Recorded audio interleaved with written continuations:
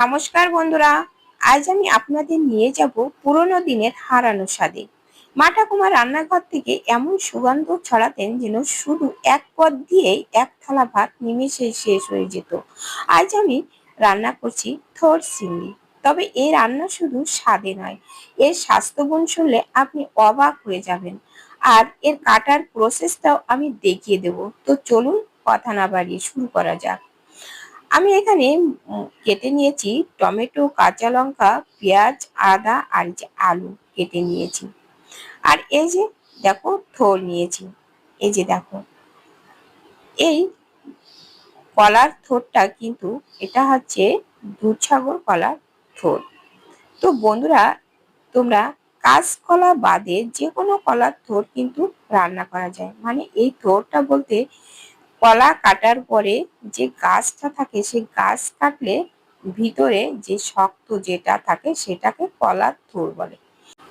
তো বন্ধুরা, তোমরা হয়তো অনেকে কাটতে পারো আবার কাটতে পারো না। তো দেখো এইভাবে ছুলে নিচ্ছি, নিয়ে কিভাবে চাক চাক করে কাটবো আর আঙুলে পেঁচিয়ে পিছিয়ে কাটতে হবে, তো সেটা তোমরা একটু দেখে নাও। কলার থোড় আয়রনের এক বিশাল ভান্ডার। যারা রক্ত স্বল্পতায় বা অ্যানিমিয়ায় ভুগছেন তাদের জন্য এটি কিন্তু মহা ওষুধ। আর কিডনিতে পাথর হওয়ার ঝুঁকি কমাতে কিন্তু সাহায্য করে, ওজন নিয়ন্ত্রণ করতেও কিন্তু সাহায্য করে। এতে প্রচুর পরিমাণে ফাইবার বা আঁশ থাকে, বা দীর্ঘক্ষণ পেট ভরা রাখে। ফলে যারা ওজন কমাতে চান তাদের জন্য কিন্তু সেরা খাবার। কলার থোড়ে থাকে শর্করা এবং উচ্চ রক্তচাপ নিয়ন্ত্রণে দারুণ কার্যকর। হজম শক্তি বাড়ায়, কোষ্ঠকাঠিন্য দূর করে এবং পেটের অম্লতা কিন্তু কমায়। তো এই যে আমি এটা কিন্তু ভালো করে ছুলে নিয়েছি, আর এরকম গোল গোল করে কেটে নেবো। আর এরকম কিন্তু সুতোর মতো ওঠে, এরকম আঙুলে পেঁচিয়ে নিতে হবে। এই যে এরকম ভাবে এগুলো আঙুলের ভিতরে এরকম পেঁচিয়ে নিতে হবে আর গোল গোল করে কেটে নিতে হবে। তো বন্ধুরা, ভিডিওটা কেউ স্কিপ করো না, প্রথম থেকে শেষ পর্যন্ত দেখো। আশা করি অনেক ভালো লাগবে আর অনেক উপকৃত হবে। অনেকেই কিন্তু থোড় কাটতে পারে না। তো বন্ধুরা, আর এই থোড়টা রান্না করলে কিন্তু খেতে কিন্তু দারুণ হবে। তো এই যে আমি এইভাবে যে আঙুলে পেঁচিয়ে নিচ্ছি। আর একটা সত্য কথা বলছি, আমি কিন্তু এই প্রথমবারই এই থোড়টা কাটছি আর রান্নাও করছি এই প্রথমবার, কিন্তু খেতে কিন্তু দারুণ হয়েছে বন্ধুরা। তোমরা যারা ভিডিও দেখছো তোমরা একদিন হলেও এইভাবে থোড় রান্না করে খেয়ে দেখো, আশা করি ভালো লাগবে। তো এই যে দেখো এইভাবে কিন্তু আমি থোড়টা এইভাবে এই যে গোল গোল করে কেটে নেব, আর এই সুতোটা এভাবে পাকিয়ে নেব আঙুলের ভিতরে। আঙুলের ভিতরে এভাবে নিতে হবে, নিয়ে এই যে এইভাবে জড়িয়ে জড়িয়ে নেব। তো এই যে দেখো, আমি হাতে যতটুকু ধরে আমি ততটুকু নিয়েছি, আর আঙুল থেকে এইভাবে ছাড়িয়ে এই যে দেখো এভাবে এই যে ফেসোর মতো উঠছে। তো এগুলো ফেলে দেব, দিয়ে এবার এই যে আলু কুচানোর মতো এরকম এই যে কুচি কুচি করে কেটে নিতে হবে কিন্তু।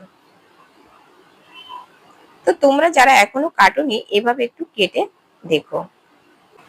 এদিকে দেখো হলুদ জলের ভিতরে আমি এগুলো ছেড়ে দিলাম, দিয়ে আমি এগুলো সবগুলো একইভাবে আমি কেটে নেব। এরকম আঙুলে জড়িয়ে জড়িয়ে নিয়ে সবগুলো একইভাবে কেটে নেব।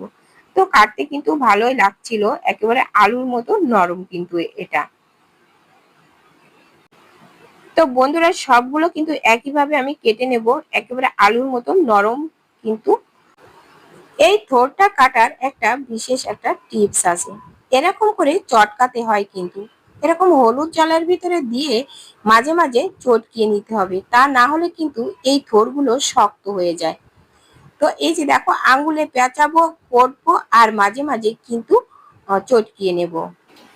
তো দেখো বন্ধুরা, আমার যেটুকু লাগবে সেটুকু আমি কুটে নিয়ে এই যে দেখো ভালো করে চটকিয়ে জল থেকে তুলে নিলাম। নিয়ে আবারও এই গামলার ভিতরে দিয়ে আমি দিয়ে দেব লবণ আর হলুদ। লবণ হলুদ দিয়ে ভালো করে এইভাবে চটকিয়ে নিতে হবে। নিয়ে আমি এটা 10 থেকে 15 মিনিট মতো রেস্টে রেখে দেব। তোমাদের কাছে যদি সময় থাকে তার বেশিও কিন্তু তোমরা রেখে দিতে পারো। তো আমি এখানে 10 থেকে 15 মিনিট মতো রেস্টে রেখে দিয়ে ভালো করে ধুয়ে নেব। আর তোমাদের কাছে সময় থাকলে তোমরা বেশি সময় রেখে দিতে পারো। তো এই যে দেখো আমি চলে আসলাম রান্না করার জন্য। গ্যাসের পরে কড়াই তুলে দিয়েছি। তো দিয়ে দেখো অল্প একটু তেল দিয়ে দিলাম, সাদা তেল। আমি রান্নাটা করব কিন্তু সরিষার তেলে, তো অল্প তেল দিয়ে আগে আমি এই যে সাদা তেল দিয়ে আলুগুলো আগে ভেজে নেব। যে আলুগুলো কুটে ধুয়ে রেখেছিলাম সেই আলুগুলো আগে ধুয়ে নেব। বন্ধুরা, এইভাবে রান্না করলে খেতে কিন্তু দারুণ হবে। তো দেখো আলুগুলো আমি একটু লবণ হলুদ দিয়ে কিন্তু ভেজে নেব। লবণ হলুদ দিয়ে আলু ভেজে নিলে আলু সুন্দর একটা কালারও হবে আর ভাজাটাও তাড়াতাড়ি ভাজা হয়ে যাবে। তো দেখো আলু ভাজা হয়ে গেছে, আমি আলুগুলো তুলে নিয়ে ওই তেলের ভিতরে দিয়ে দিলাম চিংড়ি মাছগুলো। চিংড়ি মাছগুলো দিয়ে লবণ হলুদ দিয়ে দিলাম। দিয়ে লবণ হলুদ দিয়ে 1 থেকে 2 মিনিট মতো চিংড়িগুলো ভেজে নেব। তা না হলে চিংড়িগুলো কিন্তু অনেক শক্ত হয়ে যাবে, তখন কিন্তু খেতে আর ভালো লাগবে না। তো দেখো চিংড়িগুলো তুলে নিলাম, নিয়ে ওই তেলের ভিতরে দিয়ে দিলাম এবার সরিষার তেল। তো দেখো এই সরিষার তেলেই কিন্তু রান্না হবে। এবার দিয়ে দিলাম দেখো শুকনো লঙ্কা ভেঙে দিলাম তেলের ভিতরে, দিয়ে দিয়ে দিলাম গোটা জিরে। দিয়ে একটু ভাজা হলে তখন দিয়ে দিলাম এই যে থেতো করে রসুন রেখেছিলাম, আর দিয়ে দিলাম কুচানো পেঁয়াজ। পেঁয়াজ রসুনটা দিয়ে এবার একটু নেড়ে চেড়ে বেশ সময় একটু ভেজে নেব। নিয়ে এর ভিতরে দিয়ে দেব এবার লবণ আর হলুদ। তো প্রথমে দিয়ে দিলাম হলুদ, তারপরে দিয়ে দিলাম লবণ। লবণ হলুদ দিয়ে একটু পেঁয়াজ রসুনটা একটু নেড়ে চেড়ে ভেজে নেব। এবার এর ভিতরে দিয়ে দিলাম কুচানো আদা।